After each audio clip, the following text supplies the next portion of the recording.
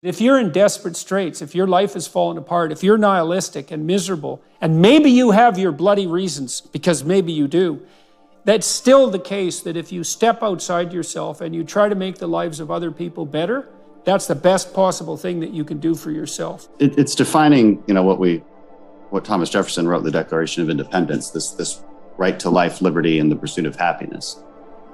And, those words get thrown around a lot. And some people might say, well, pursue my happiness. That means pursue whatever ends I want, right? Pursue whatever gives me that short-term gratification. Pursue whatever makes me just feel good. And I don't think that's what the founders meant. I think there's a lot of evidence for that, because what they meant was the pursuing of purpose. The idea that some sort of purpose in your life is what makes you happy, and that there is a given set of traditions and social interactions and standards of living that genuinely make people happy. Hello, everyone.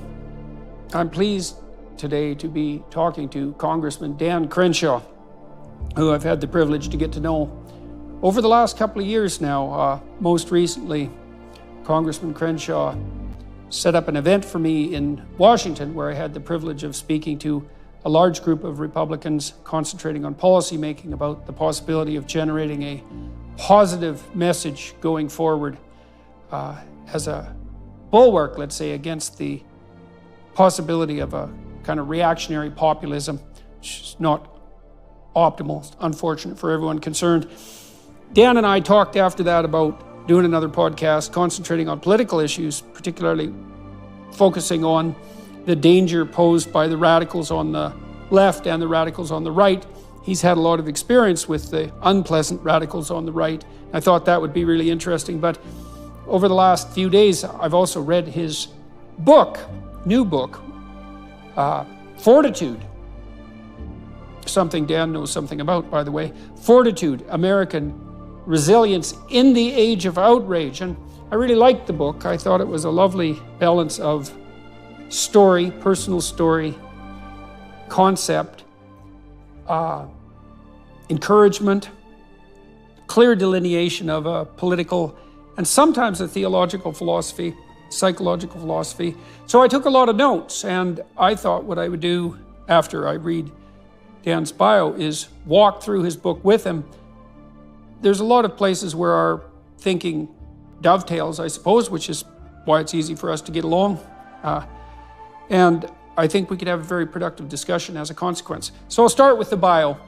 Originally from the Houston area, Representative Dan Crenshaw is a sixth-generation Texan. In 2006, he graduated from Tufts University, where he earned his Naval Officer Commission through Navy ROTC. Following graduation, he immediately reported to SEAL training in Coronado, California, where he met his future wife, Tara. After graduating SEAL training, Dan deployed to Fallujah, Iraq, to join SEAL Team 3, his first of 5 deployments overseas. Dan was medically retired in September of 2016 as a lieutenant commander after serving 10 years in the SEAL teams. He left service with 2 Bronze Stars, one with Valor, the Purple Heart, and the Navy Commendation Medal with Valor, among others. Soon after, Dan completed his master's in public administration at the Harvard Kennedy School of Government. He then returned to Houston, where his community had been devastated by Hurricane Harvey. Inspired by their subsequent volunteer work, Dan and his wife Tara decided that the best way to serve the people of Texas would be in elected office. And so, in November 2018, Congressman Crenshaw was elected to represent Texas's 2nd congressional district. In Congress, he serves on a number of important committees, including the House Energy and Commerce and the House Select Committee on the Climate Crisis, as well as the Health and Environment and Climate Change subcommittees. So, Congressman Crenshaw, thank you very much for agreeing to talk to me again. It's much appreciated, and kudos on your book. How is the book doing, by the way? Pleasure to be on, Jordan. Appreciate it. It did really well. It came out, it's a little old at this point, came out in 2020, and did quite well because it wasn't a political book. I think there's definitely a ceiling for politicians to write a book as far as how many they'll sell. Yeah. I think we did much better than that, simply because it's not a political book, and it's not even a seal book. It's a little mix of all of those things, but mostly it's like you mentioned earlier, it's an ethics book. It's an empowerment book. It's a self-help book. It's lessons in fortitude, and it also happened to come out at a time right in the beginning of the pandemic, which was, I think, a prime time for those kind of lessons. So it did pretty well. Yeah, well, the book starts with a discussion of both victimization culture and outrage culture. And you make a moral case, I would say, against both. And also, I would also attempt to do a diagnosis of why this has become front and center in some sense. And so on the victimization front, you make a case that in some ways the sense of victimization and the sense of oppression and is opposite to a proper sense of gratitude and duty. And I thought that was extremely interesting because obviously there are situations where people feel as if they're being oppressed justifiably. But you can make much of that in a way that's not productive. And by dwelling on that, especially if it's not deserved, let's say, you also deprive yourself of the values of duty and responsibility. And that's a way to undermine the meaning of your life in a most fundamental sense.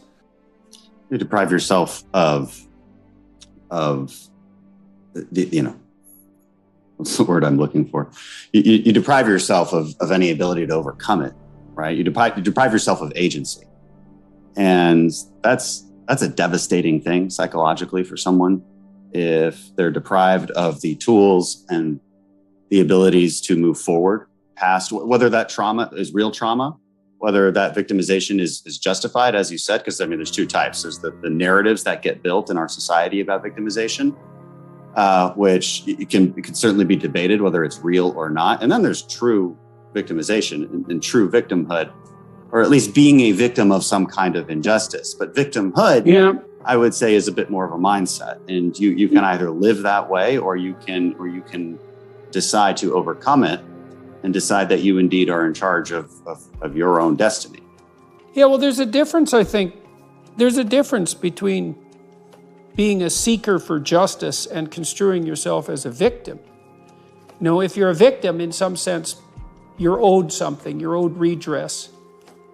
But if you're a fighter for justice, then your decision is something like that you're going to move forward to help yourself and others despite the injustices of the world. That's a better way of thinking about it. So you get your agency that way without falling into that pit of envy that victimization also seems to produce.